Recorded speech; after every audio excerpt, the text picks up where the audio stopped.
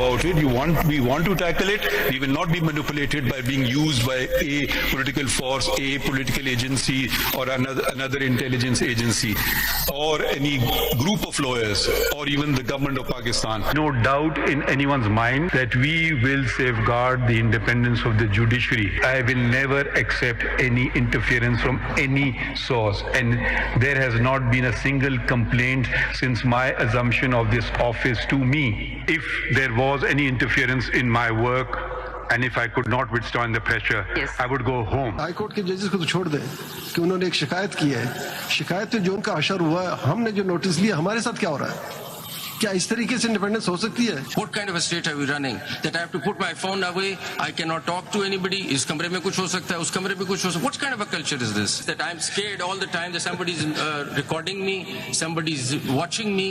What is this? Public Accounts Committee जो हमारी pending थी, आज वो नाम खान साहब की तरफ से भी फाइनल हो गया है और वो वही नाम है जिसका मैंने कल आपको जिक्र किया था, वो शेर अफजल मरवत साहब का ही है.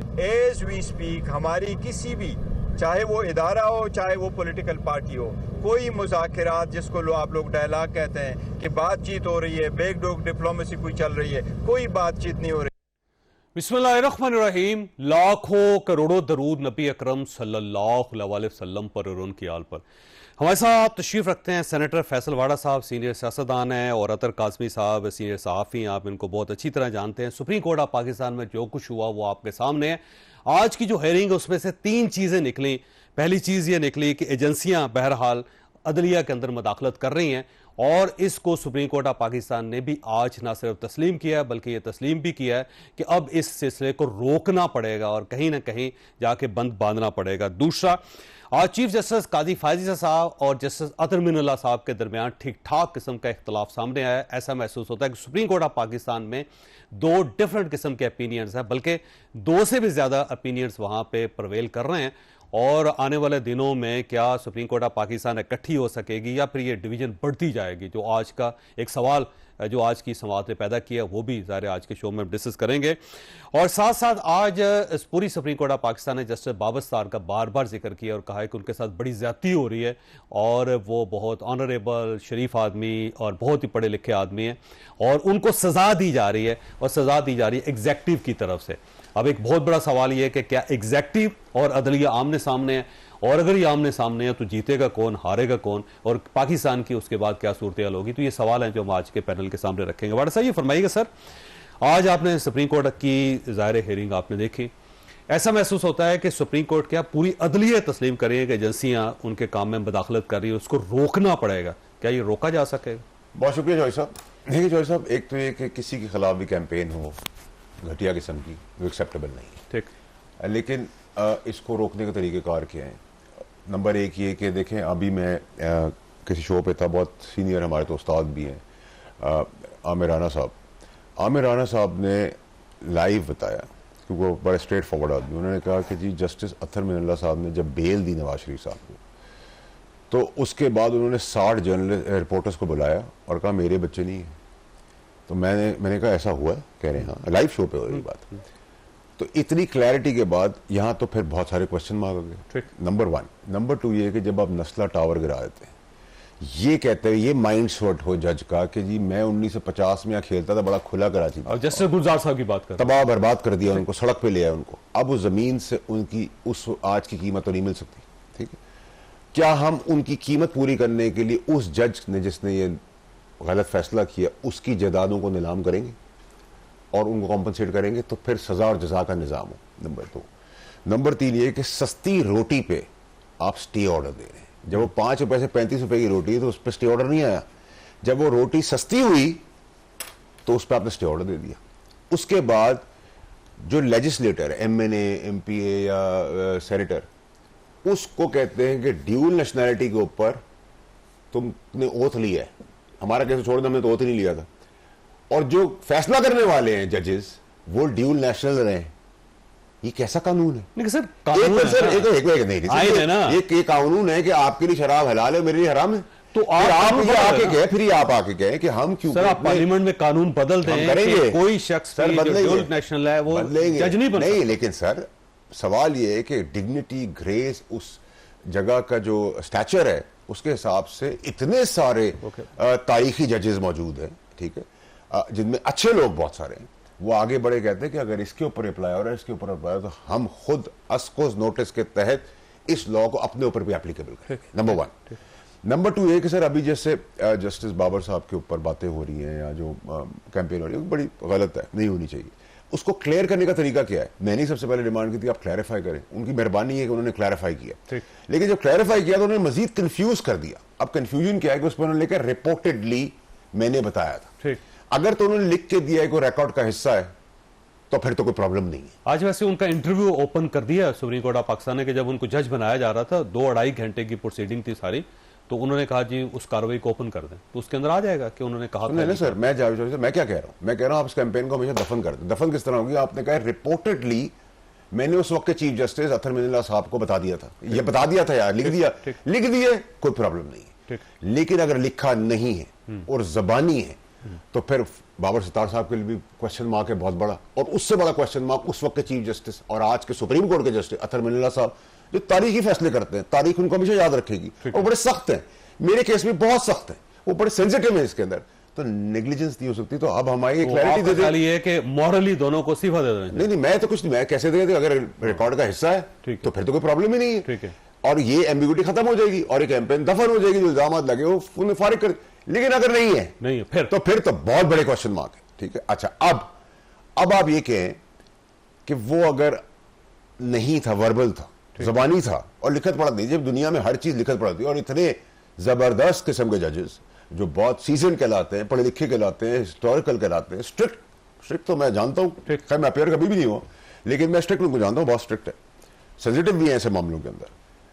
तो सर फिर सवाल 2 जावियों में होगा। एक जाविया ये होगा कि क्या अगर उन्होंने जबानी लिया चीफ जस्टिस साहब ने और बाबर सत्तार साहब ने जबानी दी, अगर तो क्या आपने निगलेक्ट कर दिया, केयरलेस शो किया है? तो अगर आपने सब शो किया तो फिर केसेस का क्या होगा अगर इतनी केयरलेसनेस है?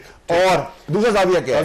दूसरा जाविया ये है कि अगर वो भी नहीं है तो क्या आपने फैसिलिटेट किया है कोई चीज, खुदा ना खासा छुपाने की कोशिश कर रहे हैं? अगर आपने लिख के नहीं दिया हुआ और लिख के एक्सेप्ट नहीं किया, और अगर आप चीफ जस्टिस थे तो आपने पाबंद कैसे नहीं किया? तो ये तो बहुत सारे को है। अब इसको जितना जल्दी क्लियर करें, क्योंकि इसके ऊपर भी जजमेंट है काजी दफा ईसा साहब की कि वो आपको प्रोवाइड करना है, क्योंकि हम रिप्रेजेंट कर रहे हैं पाकिस्तान में और उसकी कौम को। ठीक है। अच्छा काजी साहब देखें, अब एक चीज तो स्टैब्लिश हुई आज हर लेवल पे कि एजेंसियां जो इंटरफेरेंस करती हैं, और तमाम हाई कोर्ट से ये report I chief justice of Pakistan को, और उन्होंने कहा रिपोर्ट ओपन कर दी जाए, और उसमें सब लोगों ने बताया कि कब किस वक्त किस किस्म की इंटरवेंशन हुई। और उसके बाद काजी फायज़ साहब का ये कहना है कि ठीक है माजी तो माजी, लेकिन हमें मुस्तकबिल के लिए SOPs बनाने पड़ेंगे। अतर मिल्ला साहब का कहते हैं कि नहीं, पिछली भी इन्वेस्टिगेशन करें आप। तो क्या ये मुदाखलत रोकी जा सकती है, और अगर रोकी जा सकी तो कैसे रोकी जाएगी? देखिए, पहली बात यह कि आपने ही प्रोग्राम के शुरू में जस्टिस मंसूर अली शाह साहब का वो क्लिप भी सुनाया जिसमें वो ये कह रहे हैं कि हम कैसे मुल्क में रह रहे हैं। ये कोई छोटी बात नहीं है। पाकिस्तान का दूसरा सीनियर मोस्ट जज जो अब से कुछ महीने के बाद अक्टूबर में वो पाकिस्तान के नवंबर में पाकिस्तान के सुप्रीम कोर्ट के चीफ जस्टिस बन जाएंगे। अगर ये जस्टिस काजी फायज़ साहब ने एक्सटेंशन ना ली तो एक्सटेंशन किस तरह ले सकते हैं? आइन और कानून में कोई गुंजाइश शायद कोई लाख कानून बन रहा है नहीं। अच्छा, मुझे तो नहीं पता, हुकूमत की तरफ से इसके ऊपर डिनाइल भी आया था। लेकिन इशू ये है कि अगर मंसूर अली शाह साहब जैसा जज ये कह रहा है कि हम किस मुल्क में रह रहे हैं कि जहां पे हमें अपना फोन इधर रखना पड़ता है, इस कमरे में ना बैठो, उधर रिकॉर्डिंग हो रही है, ये रिकॉर्डिंग हो रही है, ये एक ब्रॉडर इशू है। क्या हम ऐसी एक सोसाइटी के अंदर रहना चाहते हैं कि जहां पे सुप्रीम कोर्ट का जज भी खुद को महफूज ना समझे, वो ये समझे कि मेरे कमरे में या मेरे घर में कैमरे लगे हुए, वो किसने कैमरे लगाए? ये क्वेश्चन करना बड़ा जरूरी है। दूसरी बात, हमारा निजाम अदल जो है ना, वो कतन आइडियल नहीं है। बहुत सारा इसमें इश्यूज हैं, जज साहिबान में भी, अदलिया में भी बहुत सारे मसाइल हैं। लेकिन हमने हालिया तारीख में अपना जो नोट किया है कि कुछ जज साहिबान है, उनका किरदार बिल्कुल सामने है। इस वक्त आज जो आइन के लिए एक तारीख दौर से हम गुजर रहे हैं, इस तारीख दौर में जस्टिस अतर मिनुल्लाह और जस्टिस बाबर सत्तार साहब जैसे जो लोग हैं वो एक रोशनी की मानद हैं। उनको टारगेट इसलिए किया जा रहा है, कौन सी वो कोई उन्होंने ऐसी बात कर दी। पहले तो जस्टिस बाबर सत्तार साहब भी इधर थे, उनकी फैमिली भी इधर थी, उनका ग्रीन कार्ड भी इधर था। पहले क्यों नहीं कुछ हुआ? इसलिए कि आपने अदलिया को अंडरमाइन किया, आपने सुप्रीम कोर्ट को अंडरमाइन किया। कहा जाता है कि जी सुप्रीम कोर्ट में कोई मुदाखलत नहीं हुई, आपने मुल्जिमान को जमानत दी, जस्टिस मंदोखेल साहब ने ये बाकायदा रिमार्क्स दिए कि हमने जमानत दी, पिंडी के डीसी ने उसको नहीं छोड़ा, पकड़ लिया। शाह महमूद कुरैशी साहब को सुप्रीम कोर्ट से जमानत मिली, उनको दोबारा पिंडी में गिरफ्तार कर लिया गया। क्या ये अदलिया में मुदाखलत नहीं है? इससे ज्यादा और क्या मुदाखलत होगी? तो मसला ये है कि इस दौर के अंदर जो चीजें हम देख रहे हैं, बहुत सारी चीजें मावराए आइन और कानून हो रही है, निजाम अदल को भी बेहतर करने की जरूरत है, लेकिन ये जो लोग जो इस तरह का स्टांस ले रहे हैं बुनियादी इंसानी हकूक के ऊपर, ये कोई अपनी कोई जात के ऊपर नहीं ले रहे, बुनियादी इंसानी हकूक है, आप आइन और कानून के मुताबिक लोगों के राइट्स का। काज़ी साहब मसला ये है कि अगर फर्ज कर लें कि जो अदालत का फैसला है उसकी तौहीन की गई है, तो जज साहब तौहीन अदालत का नोटिस ले लेते हैं, बुला लेते हैं उनको कि जनाब आपने क्यों गिरफ्तार किया जब हमने इसको रिहा किया। तो आपने तौहीन अदालत का नोटिस जारी नहीं किया, ना उस शख्सियत को बुलाया आपने, ना डीसी से आपने पूछा, तो ये भी तो कमजोरी है ना अदलिया की तरफ। ये बिल्कुल इस पे क्वेश्चन हो सकता है, ये मामला अदालत के अंदर भी उठा, लेकिन वहां पे भी आया कि इसके ऊपर इंस्टीट्यूशनल रिस्पांस आना चाहिए। जो इशू ये है जो जस्टिस अतहर मिनुल्लाह साहब ने बार बार फरमाया कि एग्रेसर कौन है? एग्रेसर एग्जेक्टिव है। आप कैसे एग्जेक्टिव के आगे एक जज को खड़ा कर सकते हैं? आपने तमाम हाई कोर्ट्स के रिस्पॉन्सेस सुने, किसी भी एक हाई कोर्ट ने ये नहीं कहा कि जी मुदाखलत नहीं होती या माजी में होती। काजी फाइज़ साहब ने कहा वैसे नहीं, वो तो मेरे दौर में नहीं हुई, उनके दौर में नहीं हुई होगी, पर जितनी भी हाई कोर्ट्स हैं, अब वो भी यूगोस्लाविया की तो नहीं है ना। और जजों ने भी कहा कि जब हम चीफ जस्टिस है नहीं हुई होगी, ठीक है, हम देखें एक्सेप्शंस तो होती हैं और ये नहीं हम कहते कि हर जगह पे हुई है, लेकिन अगर कहीं पे हुई और 6 जज साहिबान ने उसको लिखा, उसको कहा गया कि जनाब ये इन्होंने कोई मिसकंडक्ट कर दिया, लेकिन अब तमाम हाई कोर्ट्स और इवन पंजाब की तो लोअर जुडिशरी ने भी लिख के भेजा है कि मुदाखलत हो रही है, तो इसमें तो अब कोई दो राय नहीं है। अब इसका क्या तरीकाकार है? अब ये हुकूमत ने वजह करना है, अदालत ने वजह करना है, अब देखते हैं आने वाले दिनों में क्या चीज सामने आती है। मैंने ब्रेक लेनी है। वाड़ा साहब आपके पास एक सवाल छोड़ के जा रहा हूं, नुक्ता बड़ा अच्छा उठाया कि बाबर सत्तार साहब भी पुराने थे, उनका ग्रीन कार्ड भी पुराना था, उनके सारे असासे भी पुराने थे। जब एक केस उन्होंने लिया तो उसके बाद ये सब कुछ निकल आया। उससे पहले आपको याद क्यों नहीं आया? और दूसरा, कोई भी जज बनता है ना, उससे पहले एनओसी लेना पड़ता है एजेंसी से, तो क्या एजेंसीज को उस वक्त पता नहीं था हमें एक गलत आदमी को रिकमेंड कर रहे? छोटी सी ब्रेक, और ब्रेक के बाद दोबारा जरूरत।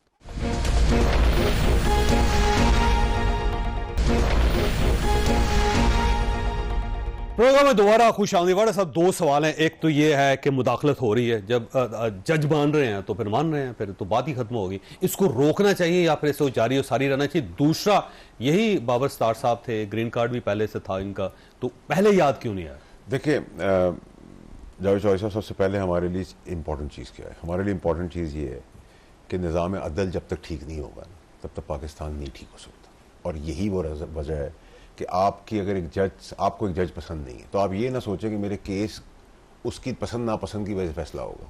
वो आपको बताओ मेरा केस मेरे मेरिट पे होगा, नंबर 1। नंबर 2 ये कि देखिए सर, जब आप लोग इकदाम ऐसे करेंगे, नस्ला टावर गिरा देंगे, जब आप निकाह के अंदर घुस जाएंगे, जब आप रिकॉर्ड के अंदर अरबों डॉलर का नुकसान कर देंगे, जब आप भुट्टो को फांसी दे देंगे, जब आप चलती हुई गवर्नमेंट इमरान खान की पाबंद करके गिरा देंगे कि खोलो, इतवार और छुट्टी के दिन बड़ा काम होता है इस मुल्क के अंदर, क्लैरिफिकेशन भी उस दिन ही आती है, अदालतें खुलती भी उस दिन ही है चलती हुई हुकूमत के लिए, और डिप्टी प्राइम मिनिस्टर भी उसी दिन होते हैं। ठीक है, ये छुट्टी के दिन पता नहीं क्यों है, वीकडेज होते हैं काम करने के लिए, छुट्टी का दिन होता है। खैर, इस्लाम में अब मुझे जो है ना वर्किंग डे। अच्छा, अब मेरे लिए जो है ना सर, देखिए मेरे लिए जावेद चौधरी साहब, ये जो सब मैं रोज टीवी पे देखता हूँ, अभी मैं अंदर आ रहा था तो आपका नीचे जो बंदा वॉचमैन था वो कह रहा था इसका क्या फायदा है? वो गरीब की आवाज़ क्या है कि आप किसी की अजमत लुटी हो, आपने आके फैसला सुना दिया, टीवी पे चल रहा हो, लोग बड़े खुश करेंगे, बहुत खुश हो। रोटी आपने सस्ती कर दी, किसी बेवा यतीम का प्लॉट उसको वापस कर दिया, और नस्ला टावर के 4 करोड़ रुपए फी फ्लैट बनता है उनको 4.5 करोड़ रुपए दे दिए, तो उससे पाकिस्तानी कौम को भी फायदा हो रहा है। ये तो आपके इंटरनल मसले हैं। आपने 1 साल पहले तक, फिर अगर आप ही सवाल कर रहे हैं मुझसे, तो फिर ये अदालतों ने 1 साल पहले क्यों नहीं इन्फॉर्म किया? ये क्यों 1 साल तक बर्दाश्त करते रहे? ठीक है, और फिर जबानी जैसे मैंने कहा कुछ नहीं होता, आपसे कानून में शवाहिद मांगते हैं, शवाहिद पेश कर दें। ठीक है, वैसे इंटरवेंशन होती है अदलिया में एजेंसी? देखिए पूरी दुनिया के अंदर ये कॉन्फ्लिक्ट चलते रहते हैं। ठीक है, अगर इसके अंदर देखिए, मैं खुद बहुत इस चीज़ का सफ़र भी किया मैंने, और मैं कहता हूँ कि ये घटिया कैंपेनिंग है, एक घटिया तरीका है, लेकिन घटिया तरीके को दफन करने का तरीका ये है कि आप अपने किरदार को स्पॉटलेस क्लियर करें। ये रहा राइटिंग के अंदर, ये मैंने दिया था। ठीक है जी, अगर दिया था तो इंतजार क्यों है? अगर नहीं है तो फिर आप दोनों ट्रबल में हैं। ठीक है, ये तो कानून बड़ा क्लैरिटी के अंदर कि आप क्या है उसकी रीजन, उसके फिर बहुत सारी कॉन्टेशन बन जाएंगी, आप कुछ और सोचेंगे, मैं कुछ और सोचूंगा, मैं कुछ और सोचूंगा, उससे पहले आप वो करें। दूसरी चीज़ है कि आपने अभी अदालत ने स्टे ऑर्डर दिया पंजाब में रोटी के ऊपर, सुप्रीम कोर्ट उस पर एक्शन लेकर नल एंड वॉइड करती है, जब तक केस का फैसला नहीं होगा हम करेंगे। हम इसको सस्ती रोटी, गरीब को 2 रोटी, 1 रोटी के पैसे में 2 रोटी मिल जाए, नहीं किसी का इंटरेस्ट नहीं, ना मेरा है ना आपका ना किसी का है। मुझे आपको तो 2 रोटी का प्रॉब्लम नहीं है ना, अल्हम्दुलिल्लाह, ठीक है। लेकिन अगर एक आम आदमी को 25-30 रुपए को या 16 रुपए में रोटी मिल रही है, ठीक है, तो उसके बच्चे को पेट भर के खाना मिल रहा है। इसी तरीके से आज ये बताए पूरी हिस्ट्री में 75 साल की डिक्टेटर गया, उसको सिंबॉलिकली सजाए मौत भी दी गई इस मुल्क के अंदर। एक डेमोक्रेटिक लीडर को, बहुत बड़े लीडर भुट्टो साहब को सरेआम फांसी चढ़ा दिया गया।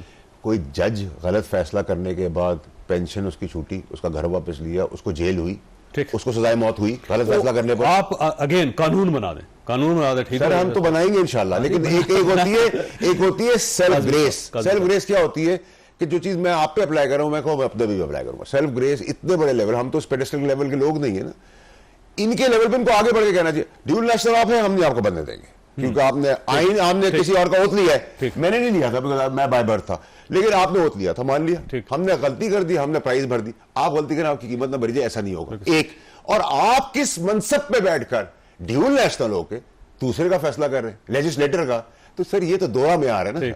अच्छा काज़मी साहब, ये वैसे देखें, अगर स्टैब्लिशमेंट को हाथ समझ लें ना, हाथ तो अदलिया उसका अंगूठा होती है, इस अंगूठे के बगैर हाथ किसी काम का नहीं होता। अगर हमने कुछ चीज़ पकड़नी है तो अंगूठे से पकड़ेंगे, कोई काम भी करना हो ना अंगूठे के बगैर नहीं हो सकता। अब स्टैब्लिशमेंट जो कुछ करती रही, उसमें जो अदलिया का किरदार था वो अंगूठे का किरदार था। यहाँ पे मार्शल लॉज लगे, 4 के 4 मार्शल लॉ को लीगल करने का काम जो था वो अदलिया ने किया, और उसके साथ साथ जो प्राइम मिनिस्टर्स थे उनको गिरफ्तार किया गया, उनको सजाएं दी गई, भुट्टो साहब को फांसी लगा दिया गया, जितने करप्शन के केसेस सिविलियन हुक्मरानों पे बने सारे के सारे अदालतों के अंदर चले। इस वक्त भी इमरान खान साहब के ऊपर जो हो रहा है मसला, जो वो अदालत की तरफ से हो रहा है। तो जब आप इतने ज्यादा एक्टिव हों और स्टैब्लिशमेंट का हिस्सा हों, तो अचानक आप कैसे कह सकते हैं जी हम इनकी बात नहीं मानेंगे? देखिए, आपने बड़ा इंपॉर्टेंट पॉइंट उठाया कि माजी में भी सारी चीजें हमारे सामने, आज भी देखिए, आज तो मुदाखलत नहीं हो रही, काजी फायजीसा साहब ने मुतअद्दिद बार कहा है और मैं उनसे एग्री करता हूँ। नीचे सारे कह रहे हैं ना, वो लोग कहते रहे ना, लोग तो कहते रहे। अब मुझे नहीं लगता कि जिस तरीके से अडयाला जेल के अंदर इमरान खान के खिलाफ केसेस चलाए गए और रात को 11-11 बजे तक केस चला, नकाह का केस, साइफर का केस, इवन के जो प्रोसिक्यूटर्स थे उन्होंने ही, जनाब दिफा के वकला भी उन्होंने ही मुकर्रर कर दिए, पर मुझे कोई मुदाखलत नजर नहीं आई। मेरा नहीं ख्याल वहां पे कहीं पे मुदाखलत हुई है, सब आइन और कानून के मुताबिक चला है। अब यहाँ पे प्रॉब्लम यह है कि ओवरऑल आपने जो चीजें गिनवाई, इस मुल्क में यही होता रहा। यहाँ पे अदलिया का भी किरदार है, एस्टेब्लिशमेंट का भी किरदार है और सियासतदानों का भी किरदार है। आपने जो कहा कि ये जनाब अंगूठा है एस्टेब्लिशमेंट, तो उसमें जो सियासतदान है वो भी 2-3 उंगलियों में आपको नजर आएंगे, उन्होंने भी अपना अपना किरदार अदा किया। लेकिन क्या हमने चीजों को इसी तरह चलाना है या हमने चीजों को बेहतर करना है? हम नहीं कहते कि अदलिया ये है। नहीं, पहले तो एतराफ करें ना, 2017 में हमने ज्यादती की, 2018 में हमने ज्यादती की, 2022 में हमने ज्यादती की। आप तस्लीम करें ना कि पंजाब गवर्नमेंट के अंदर देखें, पंजाब में कितना बड़ा क्राइसिस पैदा हुआ था, अदलिया के वजह से हुआ था। आप तस्लीम करें, देखिए उसका तस्लीम भी करें, सजाएं भी तो देना उनको, हमने कीमतें भरी है ना, देखो मिस्टेक इज द प्राइस, वो कहते हैं ना सर।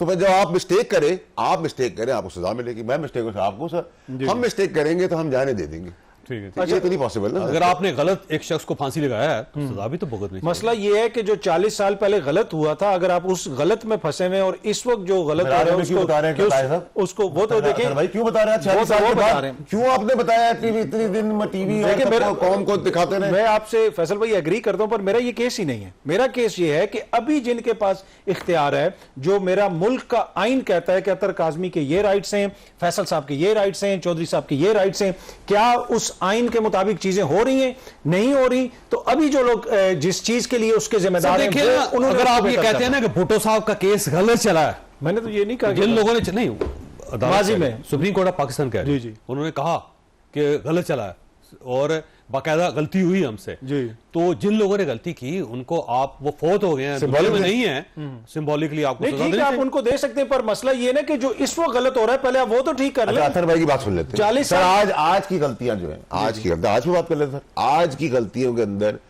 एक जज साहब के ऊपर बेहुदा घटिया किस्म के इल्जाम है, वो जज की बड़े ऑनरेबल आदमी है, वो क्लैरिफाई करें, रिकॉर्ड भाई, ये फाइल नंबर, डायरी नंबर, आज मैंने जमा कराया ना सर, उन्होंने कहा डायरी नंबर लिखे, आईडी कार्ड चेक करे, टीसीएस किया, उसका आईडी कार्ड नंबर सब कुछ दिया ना, डायरी नंबर लगता है। ऐसा नहीं कि मैंने पेपर लिख के दे दिया या आप आगे बढ़े मैंने चौधरी साहब को कल कत्ल करना है, उसके फवायद दिए, मैंने जबानी बता दिया, मैं निकल गया, नहीं है ना पॉसिबल। तो आज को करेक्ट कर रहे हैं, आज स्टे ऑर्डर लगा है, थोड़े दिन पहले बाबर सार साहब का जो केस थोड़े दिन पहले लगा है, आप क्यों उनके पीछे? सर थोड़े दिन पहले पे ऑर्डर, थोड़े दिन पहले लगा है स्टे ऑर्डर, आज की तारीख में हुआ ना सर स्टे ऑर्डर, वो क्रेडिट करते उसी दिन। सर उसमें आप कहते हैं गंदम वाले का जाती होगी, ये गवर्नमेंट का काम है, वो बेच के दे दे, वो पूरा मुल्क उनको दे दे। सवाल फिर यही है कि बाबर सार साहब का इशू सिर्फ आपने क्यों उठाया हुआ? सर मैं भुगता हुआ, मेरी माँ बिस्तर पे मर रही थी, मैं पास्ट में उनकी डेथ हो गई। एक मिनट सर, एक मिनट अथर्व, आपने भी इसको क्लियर करना है मेरे बिहाफ पे। मेरी वालदा की डेथ हो गई, असूल था ना, मैं तो बॉर्न सिटीजन था, ठीक है सर, पैदाइशी था, मुझे नहीं पता था गांव में पैदा होगा अमेरिका में पैदा होगा, मैंने को ओथ नहीं लिया था। मेरे 20 बच्चे भी आज भी सिटीजन नहीं है, ना मेरे बहन भाई है, मेरी पाकिस्तानियत को ना क्वेश्चन करे।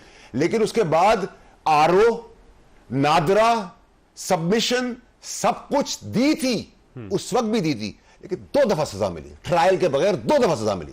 तो असूल जब बने हैं तो फिर असूल पे आज आपको खड़े होना है। मैं तो सिर्फ ये कह रहा हूं कि आपकी कैंपेन के मुताबिक थर्ड क्लास कैंपेन है, नहीं होना चाहिए आपके मनसब के ऊपर, और आपको बाइख्तियार और क्लीन आदमी होना चाहिए, और है आप क्लियर करें। अगर तो राइटिंग में नहीं है तो फिर दोनों के लिए बहुत बड़ी प्रॉब्लम है। अच्छा, वैसे सवाल ये है कि अगर वो ऑडियो केस ना लेते तो तब भी आपका मौकफ यही था? सर मेरा प्रोग्राम में दोबारा खुश आमदीद। काज़मी साहब, वैसे मोरालिटी का इशू, ये कहते हैं कि अगर आप जज की कुर्सी पे बैठे हुए हैं और आप ड्यूल नेशनलिटी में एमएनए को सजा दे रहे हैं, सेनेटर को सजा दे रहे हैं, ब्यूरोक्रेट्स को सजा दे रहे हैं, तो फिर आपको खुद भी क्लीन होना चाहिए। आपको नहीं, इसमें कोई दो राय नहीं है। जो भी शख्स इंसाफ की कुर्सी पे बैठा है उसको क्लीन होना चाहिए, पर मसला ये है कि अचानक ये सारी चीजें क्यों सामने आ गई? ये तो क्यों आ गई वैसे? मतलब ऑब्वियसली जो ऐसे फैसले दिए जो हुकूमत को पसंद नहीं आए, इस तरह की बात की। इस्लामाबाद की इंतजामिया, वो डीसी जिसको इलेक्शन कमीशन ने खत लिख के कहा कि इसको यहां से तब्दील करें, लेकिन वो तब्दील नहीं हुए, तो उन्होंने एमपीओ के ऑर्डर्स जारी किए, अदलिया को फ्रस्ट्रेट किया। जस्टिस बाबर सत्तार साहब ने उसके ऊपर एक मौकिफ लिया, तौहीन अदालत की सारी वो सब कुछ किया, वो आपको नजर आ रहा है, तो उसका आपको एक रद्द अमल नजर आ रहा है। बाकी बात यह है कि देखें, अब उनकी फैमिली का डेटा सामने आना, वो भी हुकूमती इदारे के पास है, और यही चीज आज बात हुई सुप्रीम कोर्ट के अंदर, नादरा वजारत दाखिला के कंट्रोल, नादरा और एफआईए का जिक्र हुआ।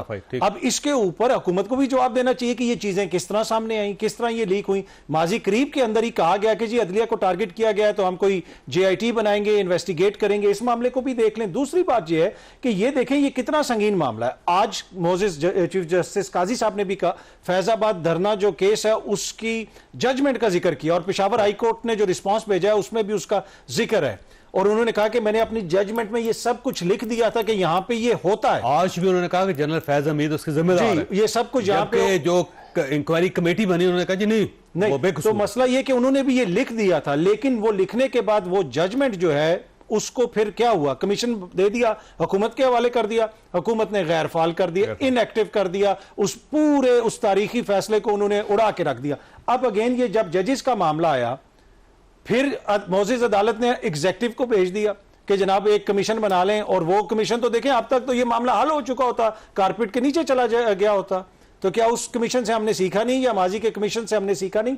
अब ये मामला सुप्रीम कोर्ट में है, मोअज़्ज़िज़ जज साहिबान सुन रहे हैं, तमाम काबिल एहतराम जज साहिबान हैं, इसको वो किसी अंजाम तक पहुंचाएं।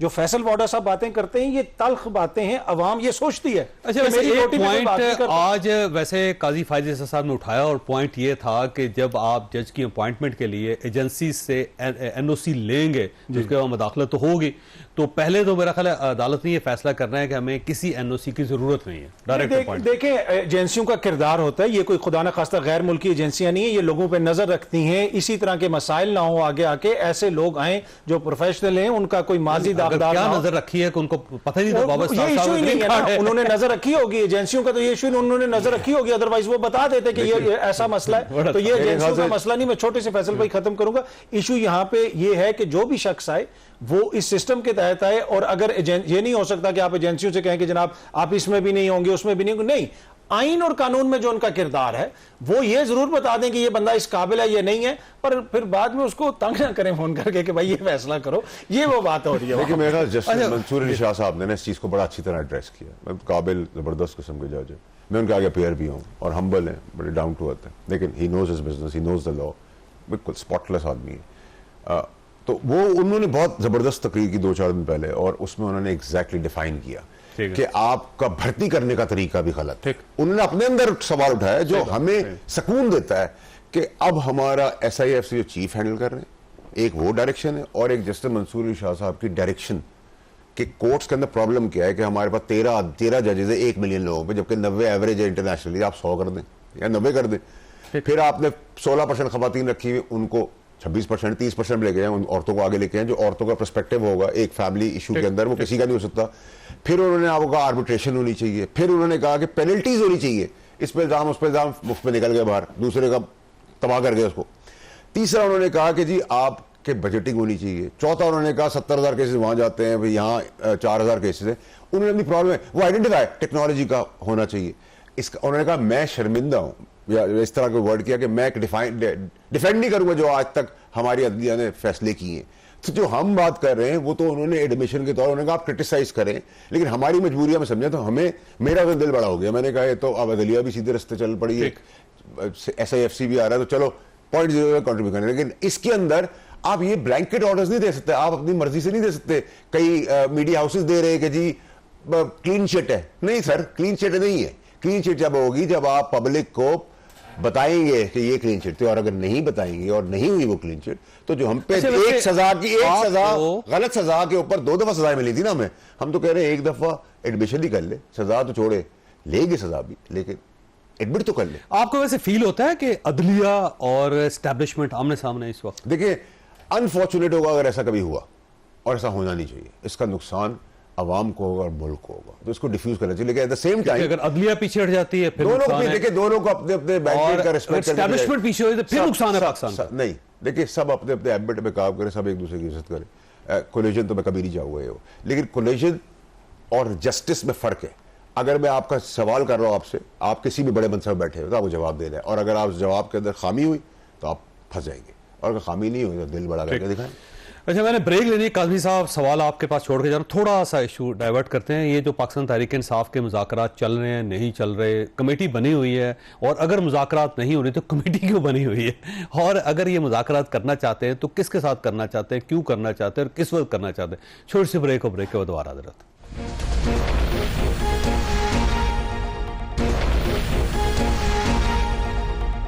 प्रोग्राम में दोबारा खुश आमदीद। काज़मी साहब, ये चल रहे हैं पाकिस्तान तहरीक इंसाफ के कोई मुज़ाकरात किसी जगह पे, और अगर नहीं चल रहे तो कमेटी क्यों बनी हुई है, और अगर कमेटी बनी हुई है और मुज़ाकरात नहीं होने तो क्या ज़रूरत है फिर सारे काम का? देखिए, पाकिस्तान तहरीक इंसाफ में तो इस वक्त कमेटियां ही चल रही हैं। कोई कहता है मैं पब्लिक अकाउंट्स कमेटी का चेयरमैन बनूंगा, क्या बनूंगा।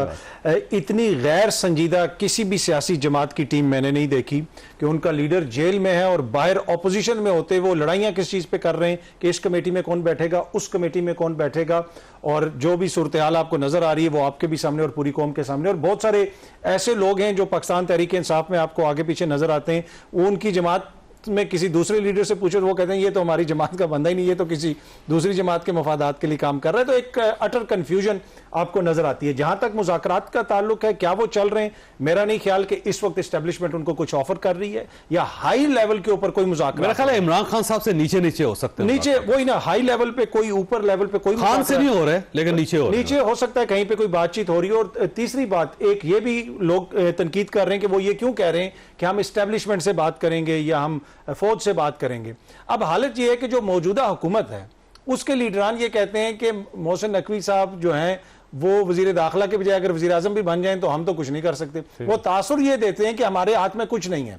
हो सकता है ये उनका पॉलिटिकल एजेंडा हो कि अगर आगे जाके चीजें दुरुस्त ना हो तो हम मलबा किसी और के ऊपर डाल दें, और फिर राना सनाउल्लाह साहब भी आ गए, वैसे कैबिनेट का हिस्सा बन गए। वो अच्छी बात है, आना चाहिए उनको, दीगर लोगों को भी आना चाहिए, पर तासुर वो ये देते हैं कि जनाब हमारे हाथ में तो कुछ है नहीं है। तो फिर जब एक हुकूमत ये खुद कह रही है कि हमारे हाथ में कुछ नहीं है, तो फिर मुज़ाकरात तो उसी से करते हैं ना कि जिसे के हाथ में कुछ हो। क्या नून लीग वाले पीटीआई से मुज़ाकरात करके वापस आए? उन्होंने भी किसी से बातचीत की। एक रियलिटी है, ग्राउंड रियलिटी है, एस्टेब्लिशमेंट का एक किरदार है, और मेरे ख्याल में अगर कभी बातचीत होगी तो उसमें एस्टेब्लिशमेंट का इंपॉर्टेंट किरदार होगा। वाड़ा साहब, आप क्योंकि खान साहब के बड़े करीब रहे हैं, तो मुझे बताइएगा अगर किसी लेवल पे कोई बातचीत चल रही है तो खान साहब उस लूप में होंगे या नहीं होंगे? देखिए, ना कोई डील है ना कोई डील है, ठीक है, नंबर 1। नंबर 2 ये कि आप उसके अंदर क्लैरिटी रखें ना। पहले बाजवा साहब बुरे थे, फिर बादल साहब को आपने एक्सटेंशन ऑफर की कि हम आपके होते हुए इलेक्शन करा देंगे। तो इसका मतलब या वो अच्छे थे या बुरे थे। फिर आपने कहा ये जो नई रिजीम आई है फौज की और DGISI, ये इन्होंने सब कुछ किया है, फिर आज उनसे बात करना क्यों चाहते हैं?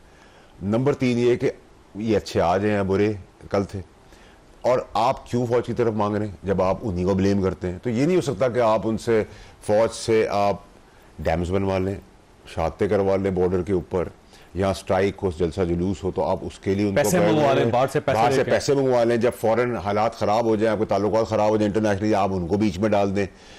इंपॉर्टेंटली इन्वेस्टमेंट सारी उनके बेसिस पे लेके हैं, और जब चाहे उनको गाली दे दें, कुर्बानियां वो दे, स्ट्रेचर पे वो खड़े और बाप सारे बने रहे, और जब चाहे उनको गाली भी दे दें। This is not acceptable. मुज़ाकरात नहीं हो सकेंगे।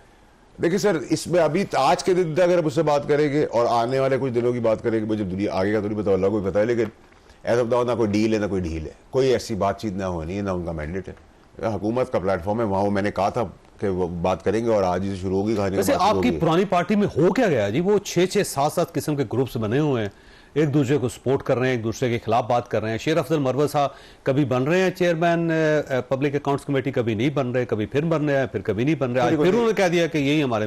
सर ये तो कोई नई चीज़ नहीं है, पहले बारे में बुरे थे, फिर अच्छे हो गए, फिर अच्छे हो गए, बुरे हो गए, बुरे अच्छे हो गए। आज की रीम अच्छी थी, फिर बुरी होगी, अच्छी होगी। हम आगे पीछे चलते रहते हैं। ये रिटोरिक खत्म, ये ड्रामा खत्म होना चाहिए, ठीक है।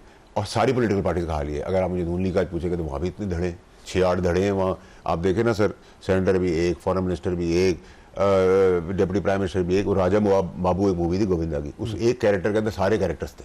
वो कभी एक तस्वीर खिंचाता था, वो एक तस्वीर, उस कैरेक्टर में देता कि वो नाअहल निकम्मा था, फारिग था, तो सारी तस्वीरों में अपने आप को देखता था, घर में सारी तस्वीर लगा रहता। तो वो यही कुंबे के अंदर है, हर कोई हर किस्म की तस्वीरें बना रहे। तो ठीक है, सारी party they are irrelevant now.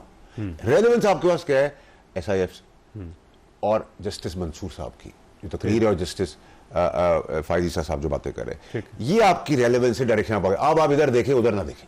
ठीक है। इनको वैसे जब आप शेर अफजल मरवत साहब को देखेंगे कि वो पब्लिक अकाउंट्स कमेटी के चेयरमैन की कुर्सी पे बैठे हुए हैं, तो कैसा मंजर होगा? देखिए, मैं आपको एक बात बताऊं कि मरवत साहब मुझे जाती तौर पर बहुत पसंद है, ठीक, कि वो यहाँ से साफ है, क्लियर है, यहाँ से साफ है। अच्छा, यहाँ ह्यूमर भी मुझे उसका पसंद है, वो यहाँ से साफ है। बाकी सब मुनाफिक है, सब लेटे हुए, जो खड़े खड़े दिखा रहे हैं, जो बैठे बैठे वो गवर्नमेंट का लेटे हुए। वो जब बैठता है तो भी बता देता है, जब खड़ा होता है तो भी बताता है। यहाँ से वो क्लियर है। और मेरा ख्याल है कि मैंने जिस तरीके से पार्टी को लेके चल रहा है वो भी ठीक है कि लोग उसके मुखालिफ भी हैं। जैसे मैं था ना कि जुर्रत कोई नहीं सामने करता था, सामने फिर उसका कांपते भी है, which is a good thing, keep it up.